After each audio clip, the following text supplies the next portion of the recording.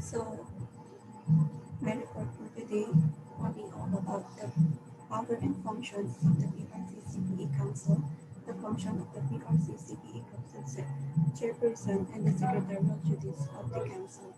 So, let's move to exercise of powers and functions of the PRC-CPE Council.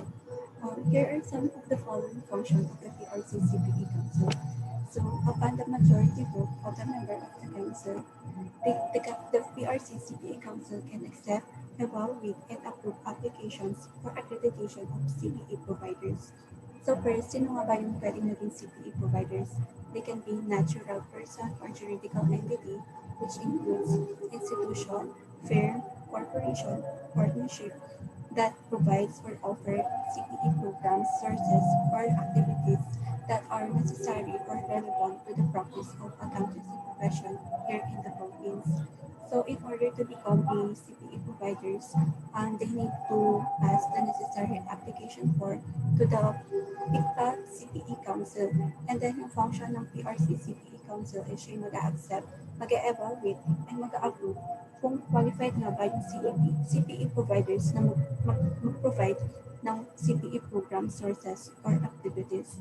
So, some of the example of CPE providers that we have is pwedeng yung PICPA, pwede rin naman yung SGV, and pwede rin institution like university.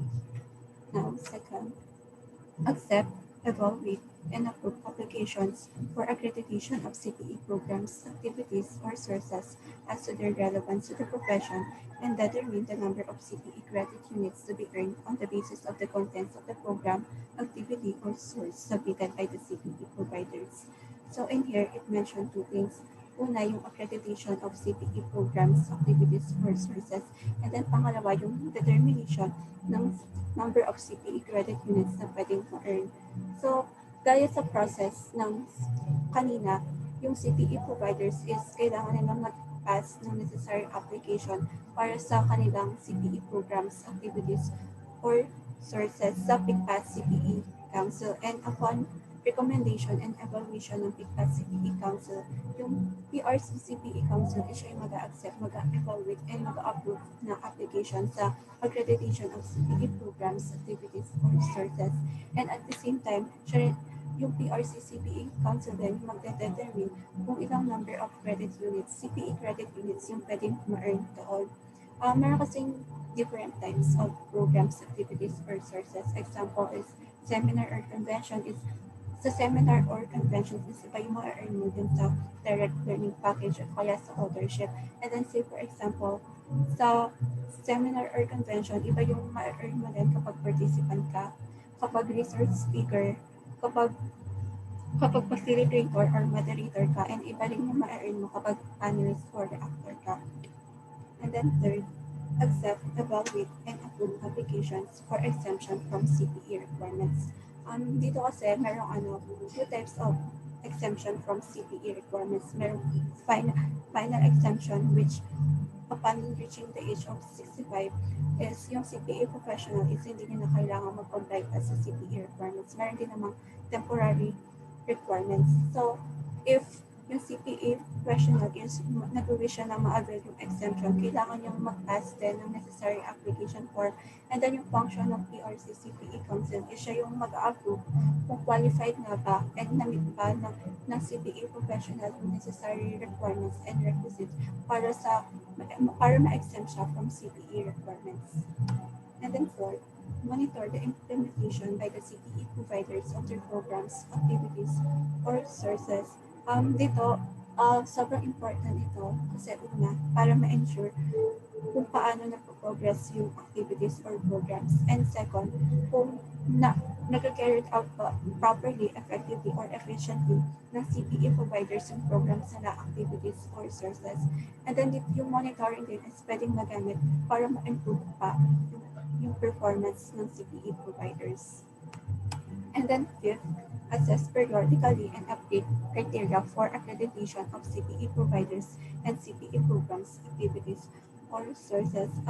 Since yung accounting nga is built on vast knowledge that is ever-changing and nagiging complex due to brought by continuation or technological advancement. So, yung kailangan ma-upgrade yung criteria for accreditation of CPE providers and CPE programs, activities, or sources para ma-ensure na yung CPE professional is makapag-provide siya ng effective and quality service sa client nila.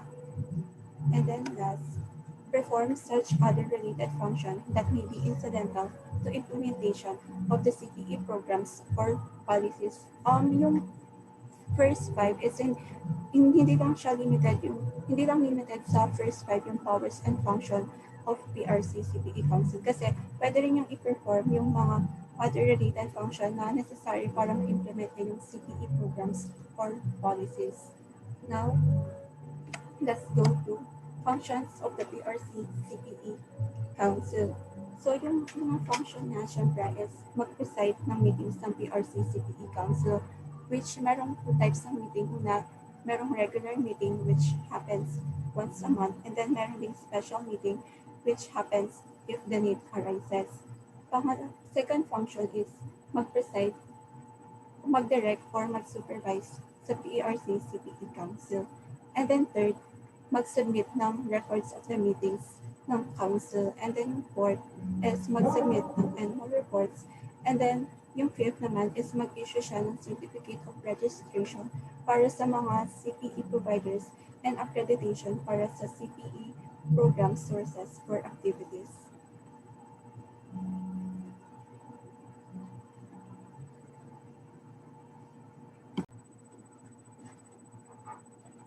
So now let's proceed with secretarial. So sino nga ba yung qualified para maging secretary ng PRC CPE Council?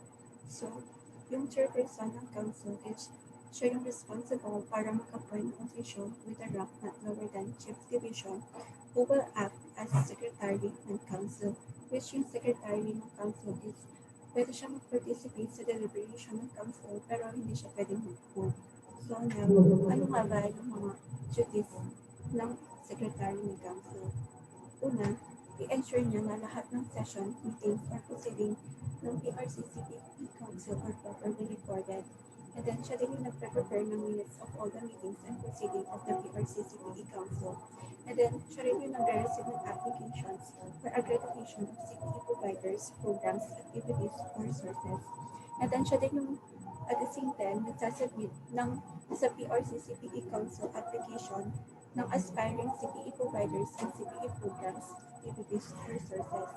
And then, siya din yung nagre-release ng certificates of accreditation to CPE providers and programs, activities, or sources. And then, ina-assist niya rin yung council by providing them the relative statistical data on the renewal of professional licenses and other related matters. And then, of course, sa mga na-mention kong duties ng secretary, na-exercise na rin yung general supervision and control over the PRC CPE Council staff, which yung PRC CPE Council staff was chosen by the PRC CPE Council chairperson among the existing personnel of the council, which yung responsibility ng PRC CPE Council staff. First, siya yung nagre-release ng CPE Certificate of Credit Unit sa mga CPE professionals. And then sila din yung nag-maintain ng records and other relevant data as to approval, accreditation, and evaluation ng CPE programs, sources, and activities. And then siya din yung nag-maintain ng lahat ng list ng CPE providers as well as yung mga ongoing completed CPE programs, sources, or activities, and at saka yung list ng participants. So, that would be all. Thank you.